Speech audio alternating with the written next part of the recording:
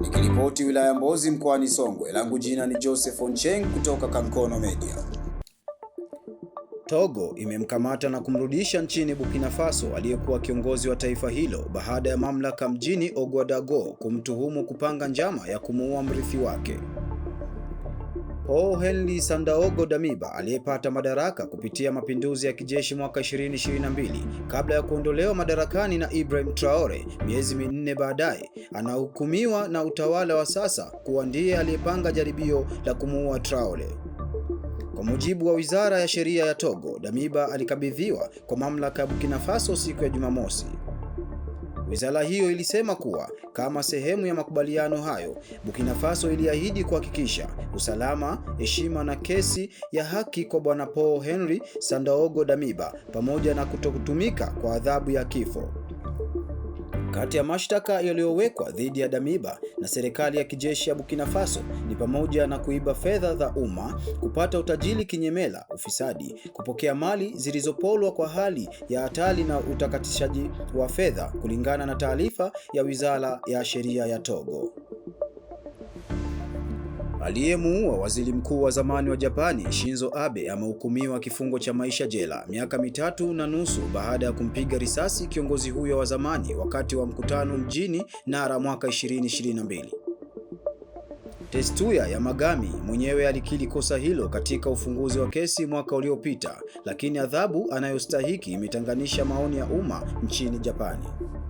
Waendesha mashtaka wameomba ahukumiwe kifungo cha maisha gerezani kwa kile walichokiita kitendo kizito cha kumpiga risasi na kumuua Abe. Waziri mkuu huyo wa zamani alikuwa mtu mashuhuri sana katika maisha ya umma nchini Japani, ambako uhalifu wa kutumikia bunduki ni nadra sana na taifa lilishtushwa na mauaji yake. Dereva wa treni amepoteza maisha na takriban watu 37 kujeruhiwa, 5 vibaya baada ya treni ya abiria kutoka njia kuu kugonga na karibu na jiji la Barcelona. Siku chache tu baada ya ajali ya treni mbili iliyogharimu maisha kusini mwa Hispania Jumapili.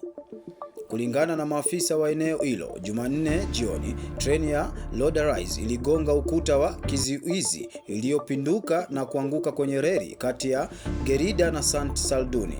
Mkaguzi wa ajali za moto mkoa wa Catalonia, Claudio Garado, alisema abiria wote waliondolewa kutoka kwenye treni. Tukio hili lilitokea wakati wa dhoruba kubwa zikipiga kaskazini mashariki mwa Hispania, huku maeneo ya pwani mashariki na kaskazini magharibi mwa Hispania yakiwa katika tahadhari kubwa kutokana na hali ya hewa.